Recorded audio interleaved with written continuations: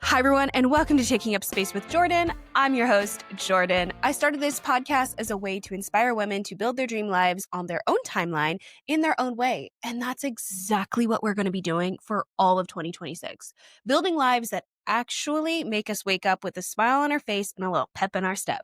Now, this year, I didn't want to start with the whole, here are the 5 routines you need to be successful spiel. I didn't want to do that because honestly, you already know what you want and what you need to do by now. January is usually when we're feeling hopeful, motivated, and excited about what's ahead. But here's the thing. If you are not there yet, if you are just like, January is just another month, it's just another year, I'm not ready to put my goals where I want to put them, I just am resting, relaxing, that is also okay. Because today, we are going to be talking about how to romanticize your life. And I have talked about romanticizing your life before, but why I wanted to start this year with this episode is because romanticizing your life is all about just doing a little bit more.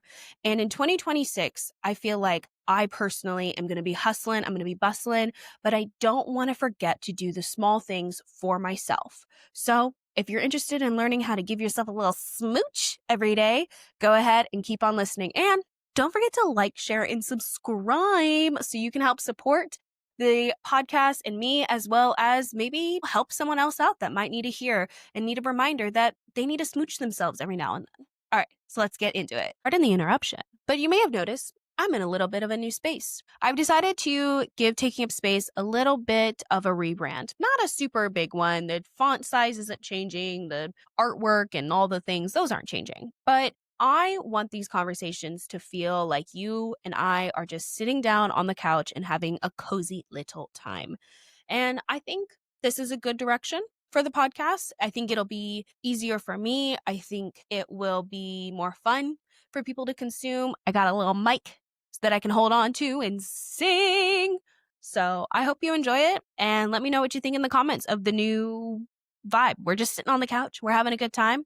And if you're listening to this on Sunday, happy Sunday. So the most important thing about romanticizing your life and romanticizing just your habits and your routines, it's about balancing the discipline with the softness. It's the ambition with the romance. It's the having fun while still hustling and being the baddie that you want to be.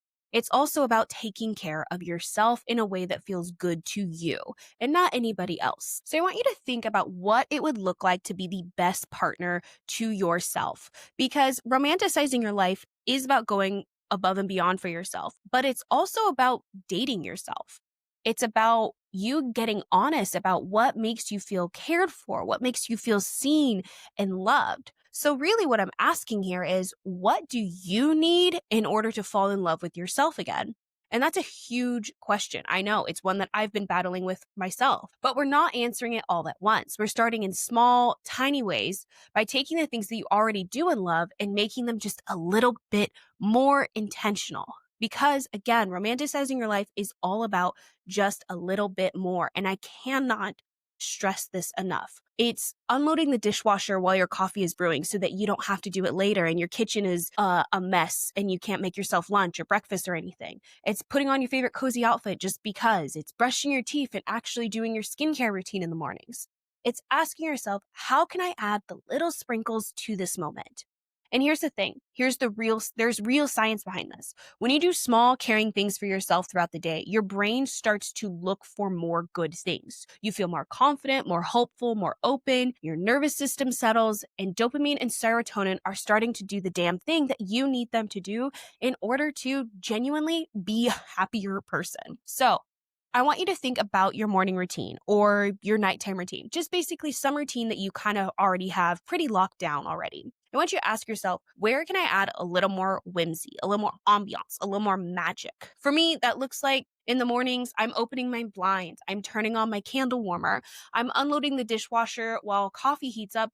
And since it's the wintertime, I'm putting on a little YouTube fireplace while I journal. I am creating the vibe of peace. I'm allowing myself to just take a few extra minutes, honestly, seconds, just to create the ambiance that I want so that I can feel more joyful throughout the day. And all of those extra things, they take maybe about 5 minutes. It's the same amount of time that my coffee maker needs to warm up. So instead of doom scrolling on TikTok or already looking at my work email, I'm gently moving my body. I'm waking up my home. I'm letting light into my home, and I'm setting the tone for the peace before the chaos of the day begins. I'm basically taking control of the start of my day so that I can have the reminder that, hey, I took 5 minutes to set the mood, to set the vibes. I have control over my life. I may not have control over the outside world, but I do have control here. And that's romanticizing your life. So when you think about the routines you already have, ask yourself, how can I add just a little bit of sprinkle here? And listen, these things are going to take effort, but it's effort for no one else but yourself. How much energy were you spending on things in 2025 or people who didn't reciprocate? So let's take that energy and pour it back into ourselves this year. So when we are feeling a little less motivated about our goals, we can have these little moments to inspire ourselves to keep moving forward, because that effort is what fuels your goals. When your kitchen is clean in the morning, you're more likely to make yourself a nourishing breakfast. When you take the 5 minutes for your skincare, you actually feel like you can do your makeup and feel your best self. And yes, when you do your makeup, sometimes you are going to feel more confident, and there is nothing wrong with that. What it is it's you taking the time to take care of yourself. And romanticizing your life is all about intentionality. It's about mindfulness. When you start treating yourself like the main character, you show up like one. You feel lighter, more creative, more open to the little moments of magic that life offers. And I know this might sound a little woo-woo, and yeah, maybe I am lately, but in 2025, I had a lot of doors and windows just slamming shut. And instead of listening, I fought them. I forced myself into routines and habits that didn't align with who I was becoming. But coming into 2026, I've started shifting, and I've allowed those doors to close, and I'm done fighting them. I'm choosing the windows that I can find. Instead, I am listening to the universe and opening myself up to more possibilities by being intentional about where I put my time, about being intentional about where I put my energy. So yes, I am taking the extra 5 minutes to do my skincare. I am drinking my magnesium while I journal at night. I'm being intentional again about where my time and energy are going. And I'm already feeling the benefits of this. This episode is coming out on Sunday, January 4th, but I started my journey right after Christmas. So I can say that even after just 1 week, I am feeling the good energy of romanticizing these small things. And I want you to be able to feel these good vibes with me. So let's talk about how you can start romanticizing your life in 2026. First, start noticing your day. Ask yourself, where could I add a little something extra here? Think of your life like a Trader Joe's prepared meal. It's already good.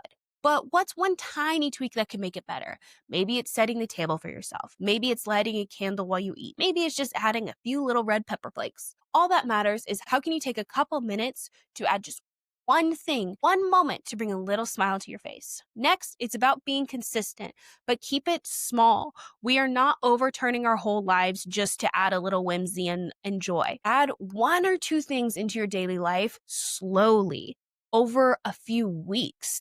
Micro steps are how you stay consistent.